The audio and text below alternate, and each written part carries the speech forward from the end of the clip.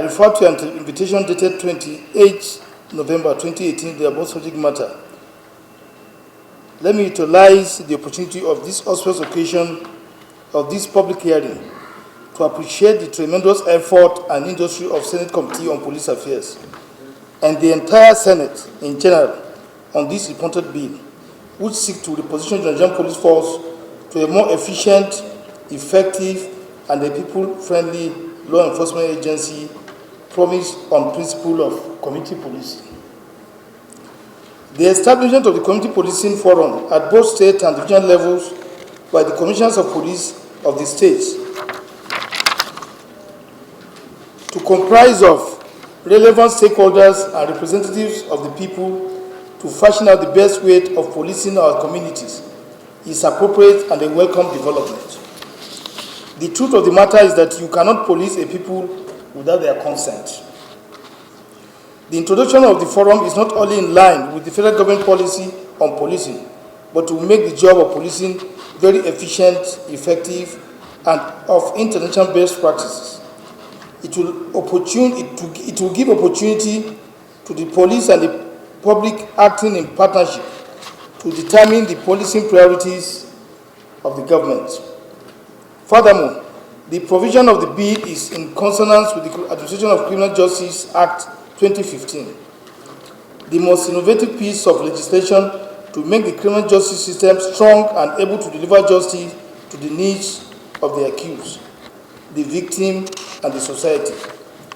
This is praiseworthy and forward-looking, designed to make the police play a key role in criminal justice sector.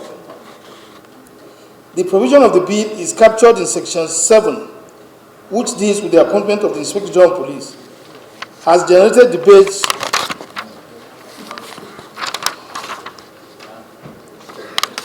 as to the appropriateness or otherwise of some provisions. High on the debates is the inclusion of application of procedures of police officers intending to become the Inspector General of Police. It is the position of the police that application procedures as provided is not necessary and should be discarded. This application procedure is not only inconsistent with 1999 Constitution of the Federal Republic of Nigeria as amended, but unknown to any of the other security agencies. Furthermore, it will subject the top hierarchy of police to unnecessary rivalries. Again, the police is of the view that the requirement of the confirmation of the Senate for the appointment and removal of the Inspector of Police in office will tend to politicize the office of the Inspector General of Police. This will disadvantage the police in its effort to fight crime and criminality in the society. It is therefore suggested that the requirement for confirmation of the appointment of and removal of the Inspector General of Police be expunged from the bill, as to make the police less professional in its operation.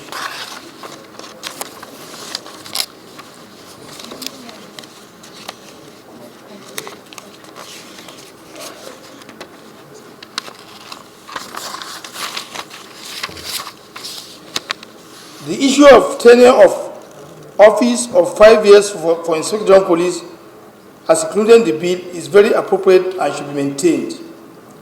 Tenure of the office of the Inspector General of Police, like other security agencies, such as the EFCC, the ICPC, and even the Police Service Commission, will stabilize the office of the Inspector General of Police and enable him to set out strategic operation plans for the Nigerian Police Force for a given particular period. The appointment of the Inspector General of Police by the President on the advice of the Police Council without the Senate confirmation is the desire of the police and should be made to remain the way. The inclusion of removal procedures of the Inspector General of Police, which requires that an Inspector General of Police should not be removed from office except on report of gross misconduct on the grounds of incapacity to perform his duties, is appropriate and should also be maintained. It has been observed that the bill makes provision for a single Deputy Inspector General of Police. It should be noted that the police currently has 7 Deputy Inspector General of Police. This arrangement has reduced the workload on the Inspector General of Police and makes the force more effective and efficient. To therefore reduce the number of Deputy Inspector General of Police to 1 will be retrogressive. There are other technical observations on the bill.